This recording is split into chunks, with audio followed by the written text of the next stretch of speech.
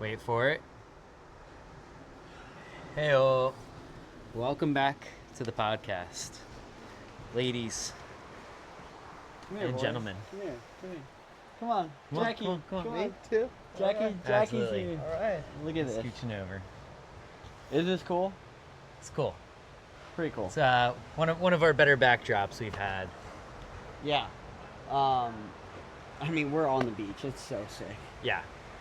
We're out here on Oahu, North Shore. Yep. Gorgeous.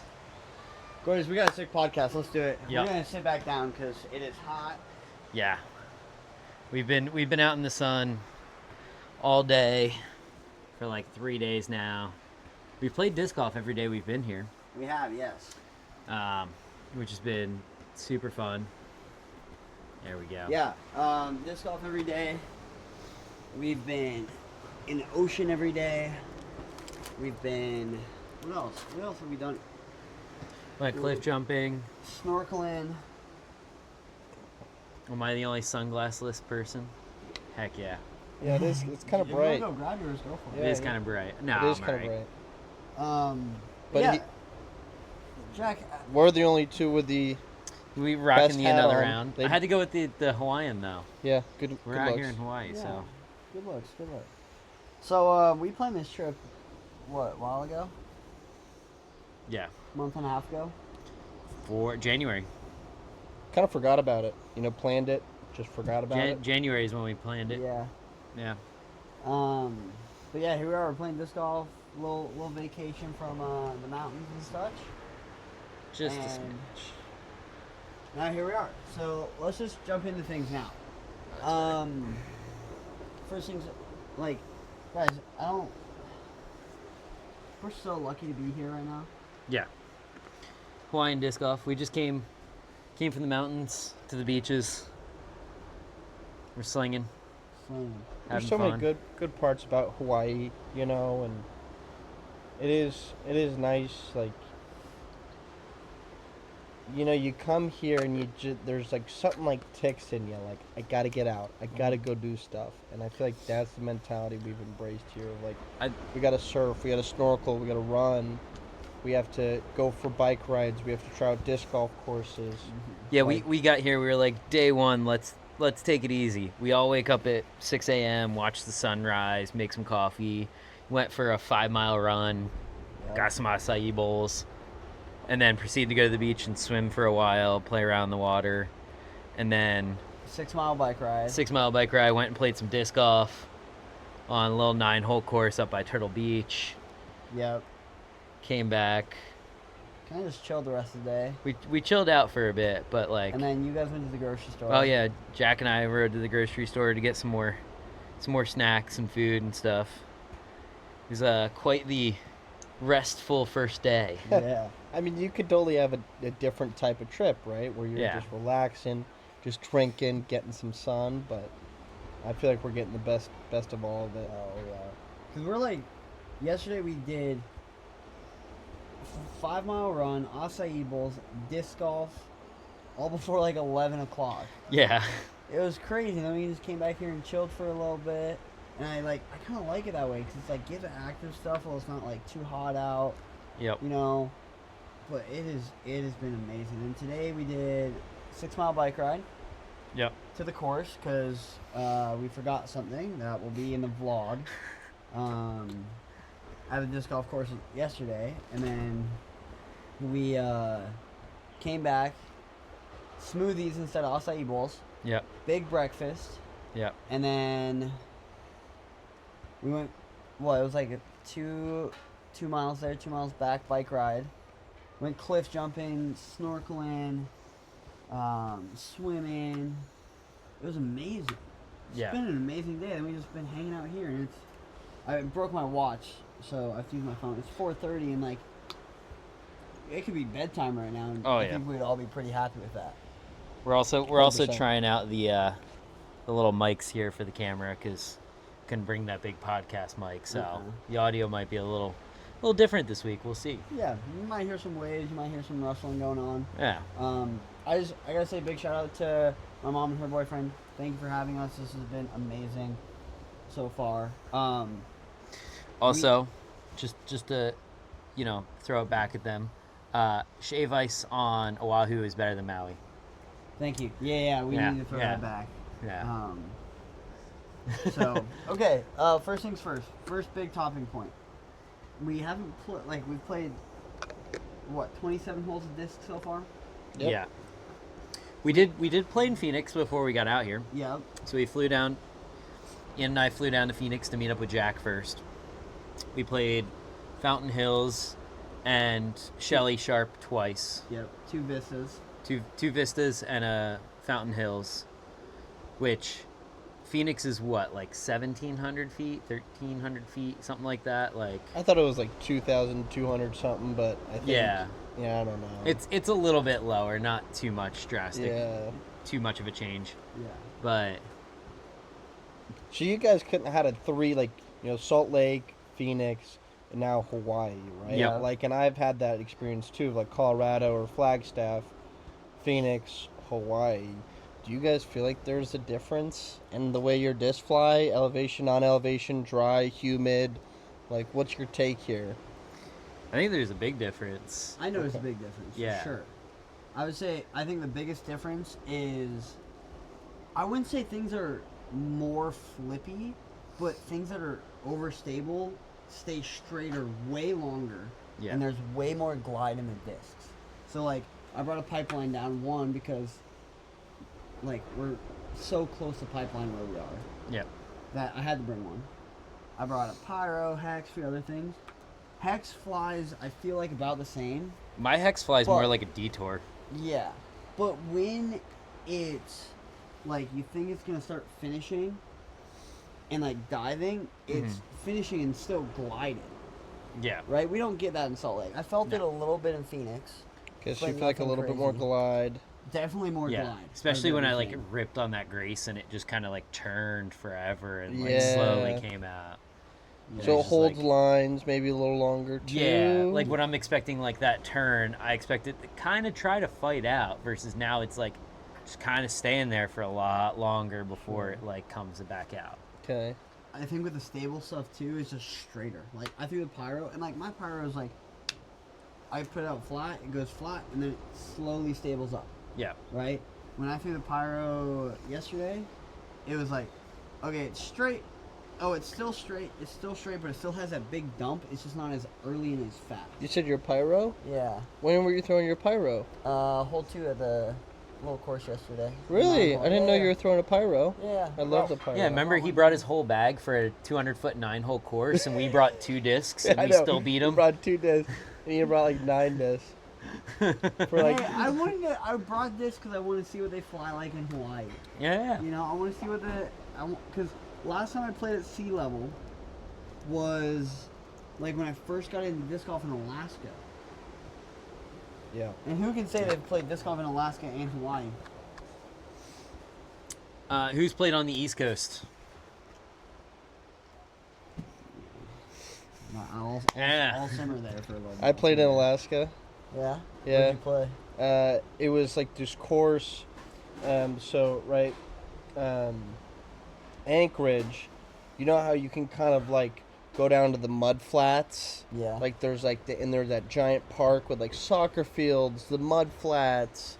There's this beautiful freaking I course know there. exactly what course you're Yeah, playing. 'Cause I played it twice. Yeah, it's it's beautiful. So gorgeous. But yeah, I think there's a difference. I also think the humidity is just making it hard to hold on to discs.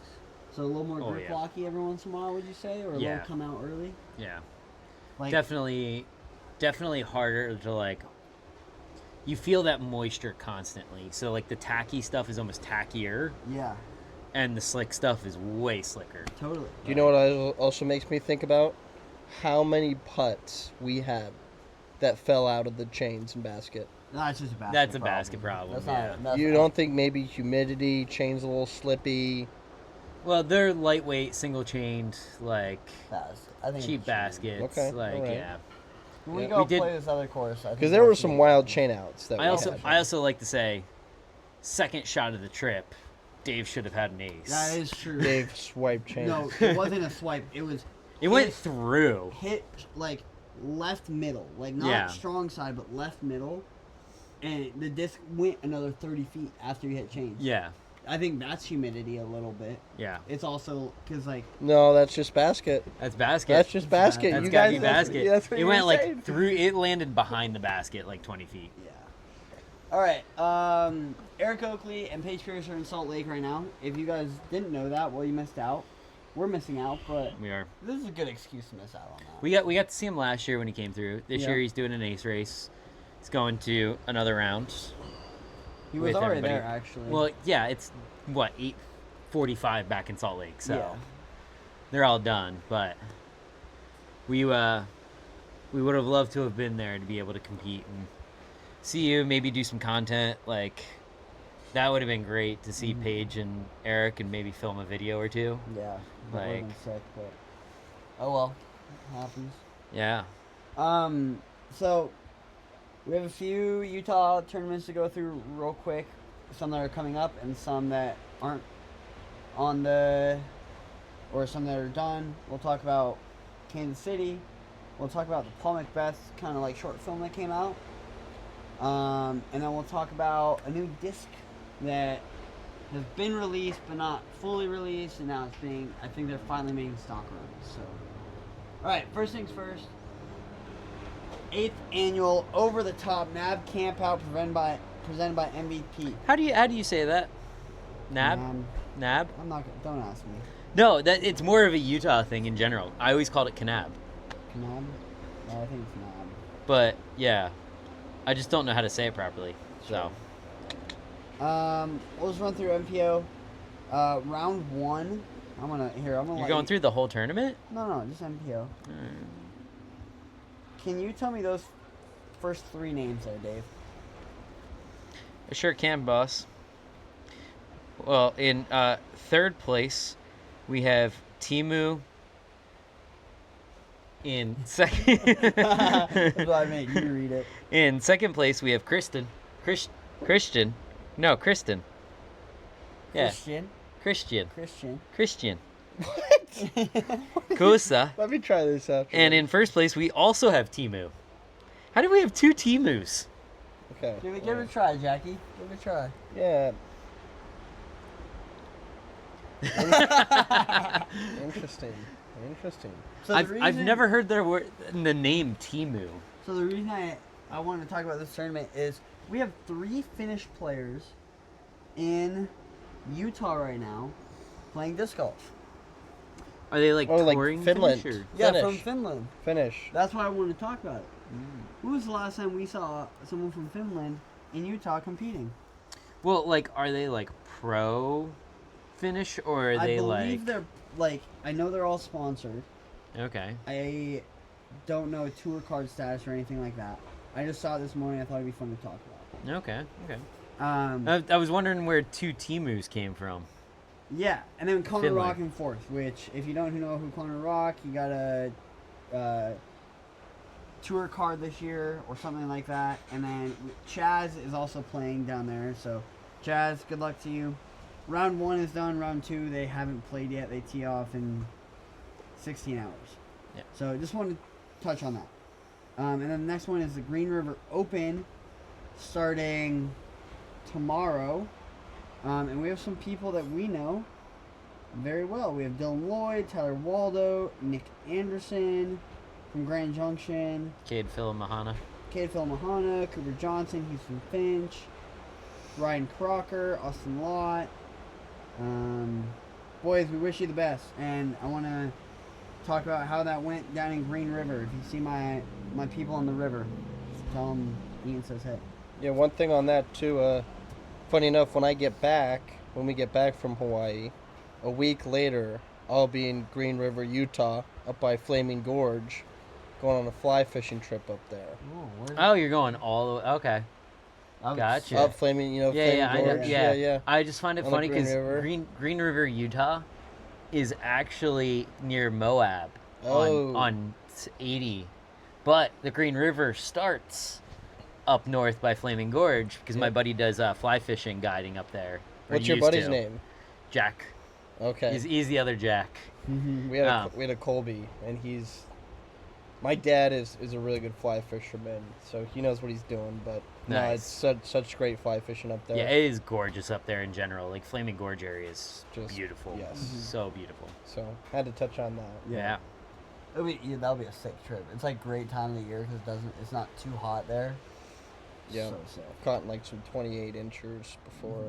Like, Nice. yeah. Heck yeah, dude. It'll be sick. No yawning, boys. So sorry. Okay. We're gonna go through Kansas City Wide Open presented by Underpar. FPO. I couldn't find the full layout on PDJ Live because I think we waited too long, so we're just gonna have to do it this way. Did you watched a little bit of coverage? A little bit. We watched. We watched most of coverage, didn't we? on MPO. Yeah. Yeah, MPO on the plane. What do we think of that? It's a new Pro Tour course this year. Just by watching coverage, what do you guys think about it?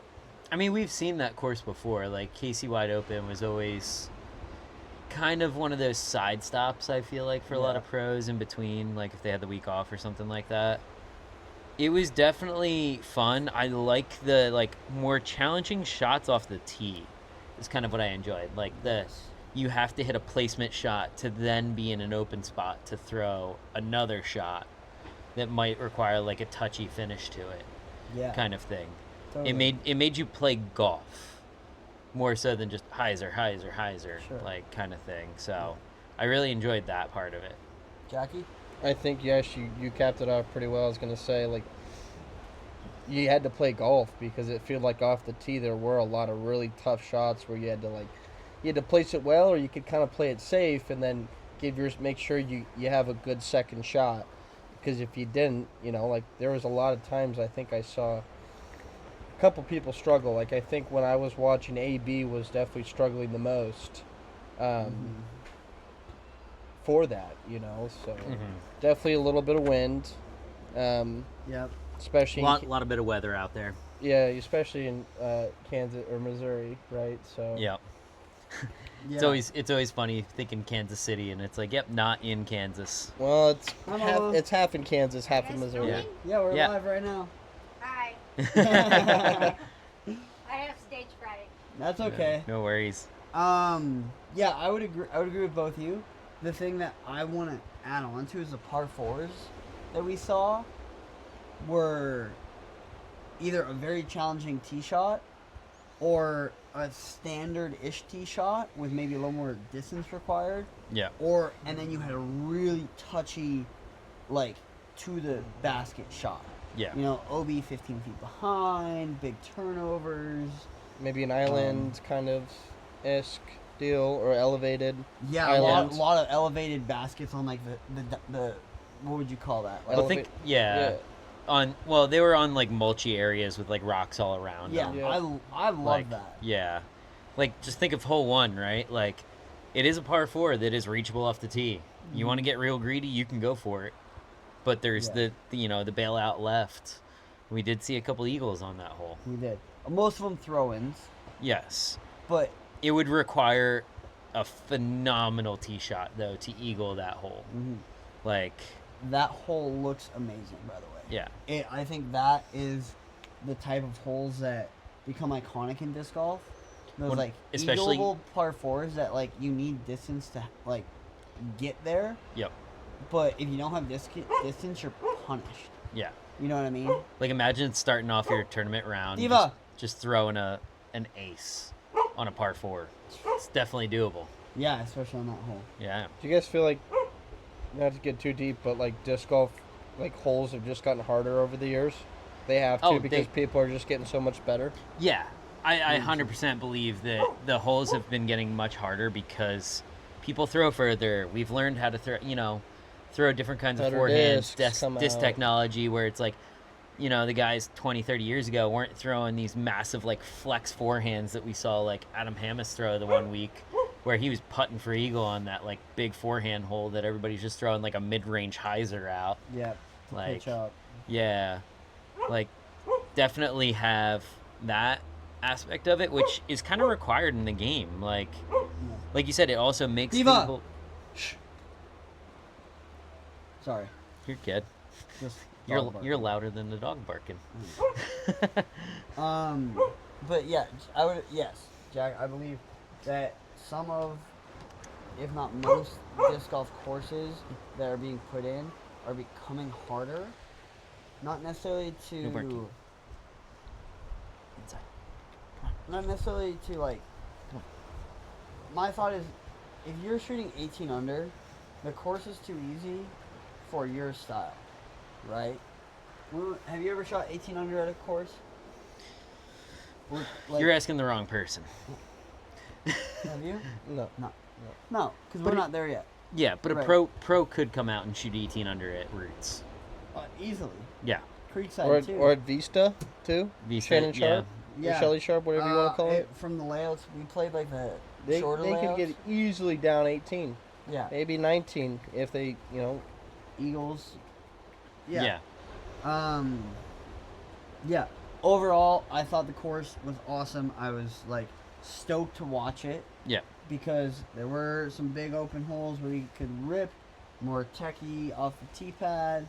Some very interesting, like the one, I don't know if you guys watched Badanda's video, but he like almost he aced the FPO basket going to the FPO basket. Yeah. Like that, He- like where you need to like, I don't know, it was just cool. So, but let's run it down. We'll go through our top 10, top 5. Unch Goggins shot a neg 9, Missy shot a neg 11, Ella shot neg 14, Candace Burge shot neg 17, and Home Hanley took it home. We did have no Kristen this week, Right. so I feel like It was a rather shortened. How many FPO? Probably 42. okay. So not really that shortened. Just a couple extra people that may not have been top tiered in there. Yeah. Because like Evelina wasn't there, I don't believe. I think a lot of the European women didn't make it to this event. Yes. But nonetheless, cool to see. Shouting out the ladies. All right. I'm gonna go through top 11 because there's a lot of big names here, and There's like 12 people tied for 11th. yes, before we touch on this, we played 2 full rounds of disc golf with weather delays, all such stuff. Yep. Day 3, we get out there. You have some people who have finished all 18 holes, and then by the time they say no to the weather delay, or like, hey, we can go play now, Right. we see the lead card only play 9 holes. Obviously, it's due to weather, sunlight, all that stuff. What did we think about that? Would you have want it to be handled a different way? Talk me through it. I mean, there's not a lot you could do about that, especially with the schedule the way it is. Mm-hmm. We don't have a lot going on this week, so in theory, yeah, they could have played on like the next day or whatever and Sure. figured out like weather conditions. But then you get back into the whole factor of, hey, you got to play yesterday, we had to play today, that whole jazz of, different weather, different conditions, different times. Sure. I think at this point, Gannon was winning by so far that it didn't even matter. Yeah. Nobody was catching him after that first round, Yeah. where he shot arguably one of Thank the you, best Mama. rounds of disc golf. Thank you. Thank you. Arguably one of the best rounds of disc golf ever seen. Yeah. Well, he was Oh, like wait. 14 under, 15 under. 14 under. He could have been 16 under. There Yeah, was he missed probably 2 two putts. putts I think that he definitely could have made that are like more in his realm kind of thing. Yeah. And playing on those kinds of conditions on that hard of a course, that's insane. Yes. So I don't think overall, I don't think it affected like who won necessarily because nobody was catching Gannon. Sure. All right. Do you have any thoughts? Because I kind of have a hot take, but Yeah, I mean, weather's weather. I think every human understands, like, we can't control that, and we can just do our best to work around it. And sometimes, like, I've found that, no one's going to be happy at the end of the day. Life isn't fair, but I found what works best is just trying to really push through it until, like, everyone can agree, yeah, we can't, Sure. Like, Yeah. let's just keep playing, let's just keep going, like, I don't know. It's weather, and I feel like when you go out and you go play, like you have a set time you want to go play for your own like personal round, and like if it's rainy or windy, like it's tough to just I'm gonna just drive home and not play today. Like Yeah. it's so I don't know. What's your hot take? All right, my hot take is obviously, I think it was due to the sun more than weather at that point. They just didn't have enough sunlight during the day to finish it. Well, yeah. I mean, if you had that long of delays, and it's like cool. I mean, we've seen them play we've seen them play glow rounds to finish up, and people weren't happy about that either. Yeah, So, and I think people aren't happy with that because the coverage looks like crap. well, not only that, it's just not fair. Like Yeah. playing in daylight versus with glow discs to Right. try to finish Yeah. your round. Like clearly advantage for finishing during the daytime. Yeah. Here's my hot take. With the rain, the final round, Gannon shot a 32. Ricky shot a 29 and was only 4 strokes behind him. If we see a full 18, do we see Ricky put himself in contention for a win? No, Yes. no. Yep. You don't With think so? 9 holes being 4 strokes back, minimum 4 strokes back. It's Ricky. But it's Gannon. Gannon could also birdie 4 of those, and Ricky bogey's one of them. Just Next thing you know, I've met Ricky in person, and I would have faith in Ricky for that. And I'm a big believer, and you never know. Okay, you're down 10-0. You're down whatever. You never know. No, it's true. You never know. Have a day. But if we were saying that Kristen has an 8-stroke lead going into the final day, Oh, that's Kristen. that's different. That's Gannon. That's different. Oh, that's Gannon. I just want to get the boys talking. Lovely. All right, let's run through this. Gannon Burr obviously taking it down. Shot neg 24. Ricky neg 20. Paul Macbeth neg 18. Gavin Rathbun. Good to see his name back up there again. I feel Yep. like it's creeping up throughout the season. Neg 16. Kyle Klein neg 14. We had Isaac, Calvin, Chris Dickerson all at neg 13. Joey Buckets and Eagle at negative 12. Sullivan, Bradley Williams, Harry, and Ezra all tied at neg 11 with AB in 15. It's tough for AB. Tough for AB. I'm looking at a lot of this like round 3 scores, and they're all between 30 and 33 usually. Like Ryan Mon had a bad last round. Albert Tam had a bad last round. But some of these guys that have the bigger numbers actually played in better weather throughout the day. Who else was on Yeah. the lead card? It was Gannon, Ezra, Ricky, Paul. I think so. Go to day 2. Oh, you can't. I can't. I probably Uh, can. I was looking at PDGA live. No, there was earlier. that one kid. go to That was out of the. nowhere. He was Wearing a down. purple shirt. Go to. Oh, I got it. Here we go. Yeah. I was like, what do you mean you can't? Gannon, Paul, Ricky, Ezra. Oh. Yeah. There we go. So, yeah, that's it for KC Wide Open. Congrats, guys. No pro tour stop this week. We do have some pros stopping around at random places around the U.S. on their way to West Coast. You know, Yeah. Eric's close They're by. doing. Oh God, what's it called? Not the Masters. President's Cup. President's Cup at the end of the month on the 30th. Mhm. So next week. That'll be fun to watch. That's usually just a lot of really good pros from everywhere else. They do match play, individual rounds, different kinds of disc golf. It's not really, it is competitive, but I think until it means something to the public outside of just like the US players are better than the European players, and it's like, cool, there's just more of them, you know? Like when you're pulling Simon as your top European, but there's like Jakob Simrad and a bunch of younger kids, Nicolas Antela, they're all out there, and then it's like, cool, but we got Ricky, Paul, like everybody else, so we'll see what happens with that. I wish the President's Cup was like All-Star Week. This is when I wish we had an All-Star Week. Sorry for your headphone listeners. Disc golf having its own All-Star weekend, Like, you know how like baseball has the All-Star Weekend mid-season, They do the home run derby, everything else. Yeah, all the fun stuff. Yeah. Instead of us doing it the week before the start of the season, is what they do, which nobody watched. No. I think this week would be primed to have that because then people would care about it, and if you mix that in with President's Cup, like that same weekend or the Is that weekend US after, versus European? yeah. That's so fun. So you'd have everybody here. You could do all the Yep. fun stuff, and then you have President's Cup that weekend. Yep. And All-Star Weekend. Well, Like, that's what yeah. I'm saying is like All-Star kind of before the President Cup Yep. kind of thing. Yeah, that's so fun because I feel like in actual golf, is that also the tournament's cut? Yeah, it's called President's It's called Cup. President's Cup, but Where the it's a actual little bit. golf for the U.S. versus European. Yeah. I believe it's match play Yeah, is what they do. but that's like one of the most hyped like golf tournaments out there. It's Yeah. so fun, you know. You want that? No, I'm good. I've eaten so much food. I'll eat it. You want to split it? Yeah, split it. You got it first. Yeah, Anything else before stay away we from move the on mic, to sir. the next segment? Talking about the balance.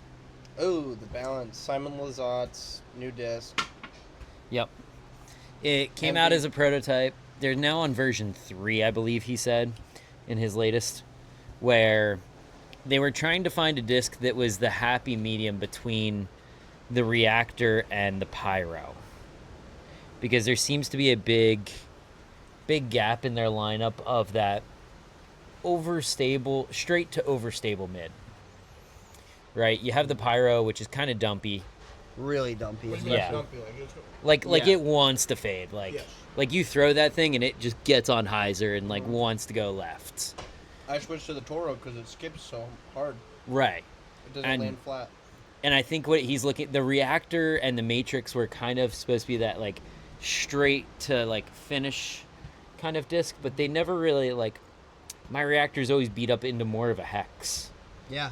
I didn't throw the matrix a whole lot, but I know that was kind of that middle ground disc. But I think he wanted something a little more stable for his like higher arm speed. Yeah. I have it here. It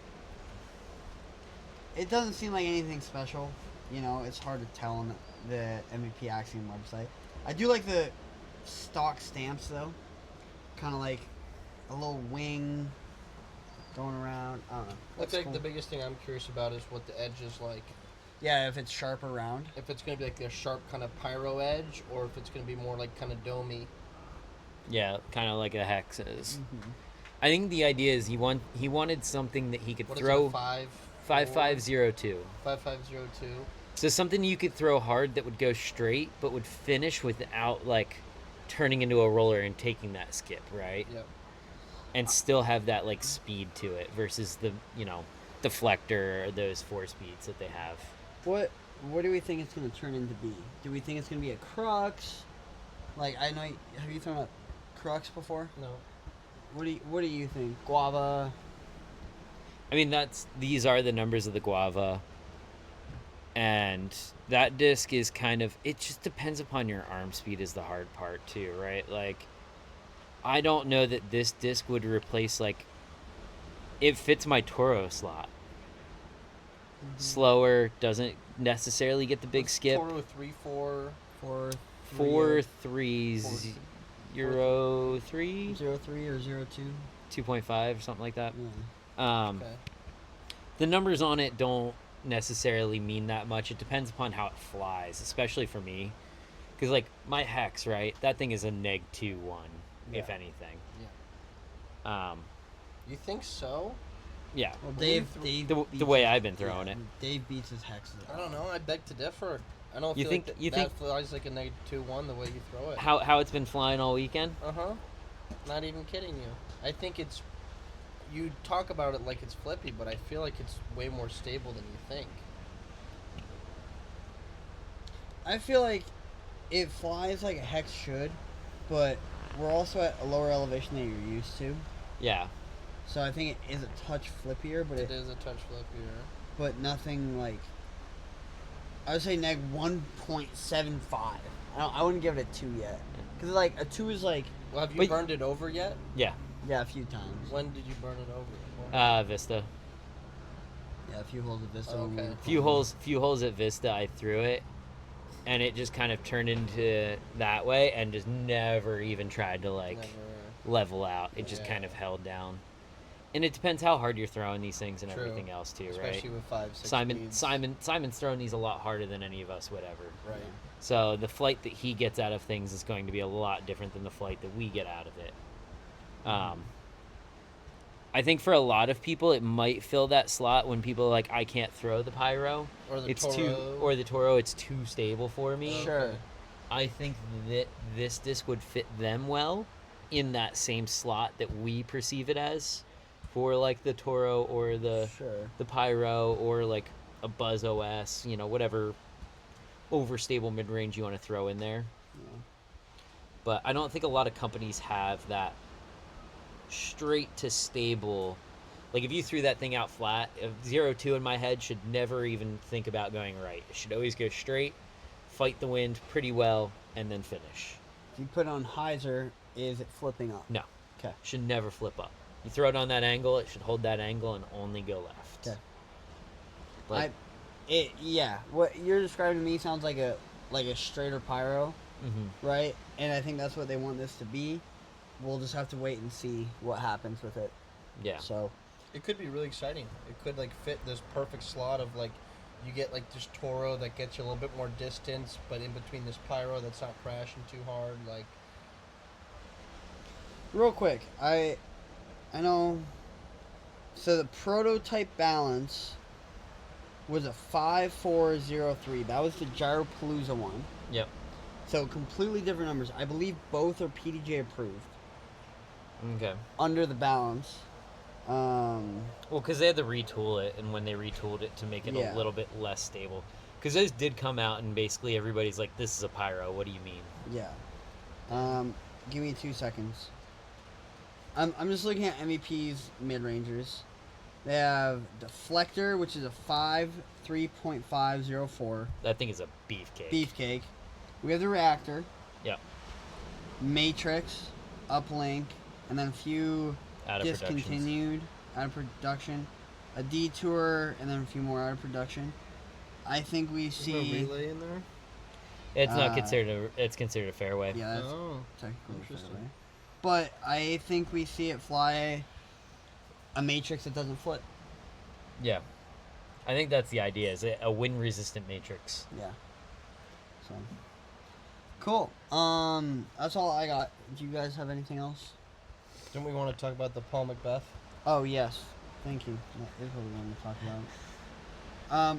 If you guys didn't see, the Disc Golf Pro Tour YouTube channel put out a little short film on Paul Macbeth on the Supreme Flight Open, the opening event for the tour this year.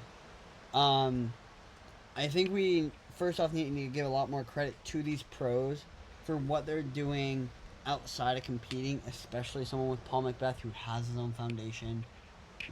Well, he bought that. The big thing behind that is he purchased that property. Yes. So he owns that property. And that's kind of why they wanted to do a whole deep dive on the tournament there and everything else. Do you think if somebody else had purchased that property, they would still do a Pro Tour event there? Let's start out with that. Because it was not a Pro Tour event before Paul bought it. Depending on the quality of the course, I think Paul made that course amazing. Did he put He a lot did. of his own money He or put- time I think into it was it? all of his own Well, money. the foundation money. Yeah. Yeah. But having the namesake of Paul Macbeth, right? Arguably the goat of disc golf. Buy a course, redesign some of the holes, now makes it onto the Pro Tour.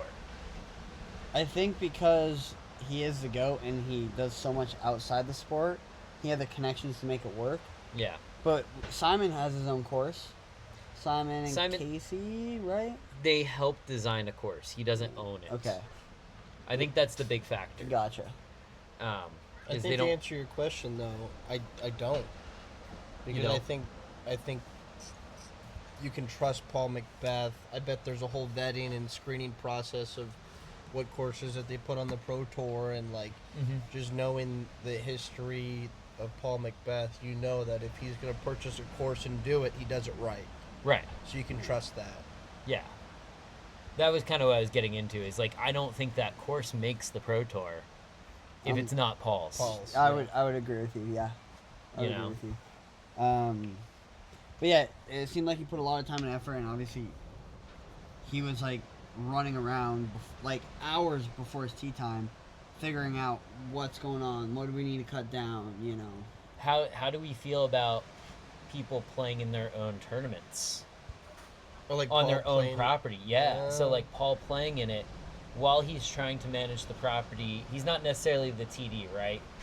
Like somebody else is the tournament director But for he that is- event. But he is the person that has to do a lot of the background work for that tournament to get up and running. And Didn't he he's not playing play it. super well that tournament though? I don't Can't remember. I don't think he played really well. think he played So I No, honestly, because he's running around. Yeah. But it's more of or he had it's a not really a- bad first round or yeah. something. It's more of a ethical question behind the whole idea of like, cool, I put all this together. I know exactly how everything's working. I know where I put the stakes. I know where I did this. I know where I did that. And now I'm going to go play against everybody else. Yeah, it's like, okay, I hit this branch on the right side. Like, Let me gotta- clear that out. cut So it now I down. got a better line, you know. I think I don't think he would necessarily No. do No, that, I- obviously. But I think he has a big enough team behind him with the foundation that is helping him with that course that it's okay. If people were coming to him while he's actively playing, I have a problem with this, then it's not okay. Does that make sense? yeah. Would you agree, Jack? yes. Okay. I just want to mention that.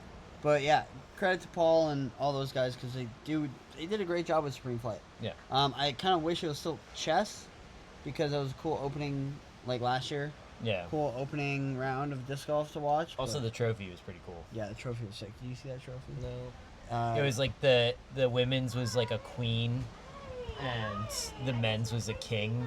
So like Oh, like chess. chess Yeah, pieces, it was and sick. Yeah, it's kind of neat. that's awesome. Yeah. Yeah. Yeah. 2 more minutes. Good. Okay, we good? Yeah, I would say last thing I just wanted to say is just really emphasizing you're right, dude. These guys do a lot for this sport, and when I saw that movie of Paul Macbeth, it reminded me a lot of Rory McIlroy. You know, like you see the videos of him doing the press conferences, sitting down, doing the signatures. You know, really digging deep into making sure that like they have such a love and care for the sport and want it to succeed in the future, and like that's how Rory sees it, that's how Paul sees it, and like those guys deserve all the credit in the world. So definitely go give it a watch. Yeah. I think when this kind of a sidetrack, but it goes back to like Paul, his foundation, what he does for disc golf, everything outside of it. I think that plays a big factor in who makes the biggest impact, and then that goes into the other GOAT category too, right? That's like, a GOAT category. That's like- a valid variable. Like For sure. when people are like Michael Jordan versus LeBron, it's like you can make that argument, but LeBron has done so much outside of the sport for the So sport with schooling and everything else, and like Paul's kind of also doing that. Kobe did that too. Yep. Kobe did a lot of that outside the sports stuff. Yep. Or like outside The NBA. pro Yeah, out- level of it. Yeah. Yeah. He was coaching his own team. He had his own like Yeah. I don't know if it was foundation or like scholar, whatever it was. Yeah. But yeah. Totally. I don't want to be the devil's advocate here, but I feel like current NBA, like they are definitely nudged a lot more to do that kind of stuff.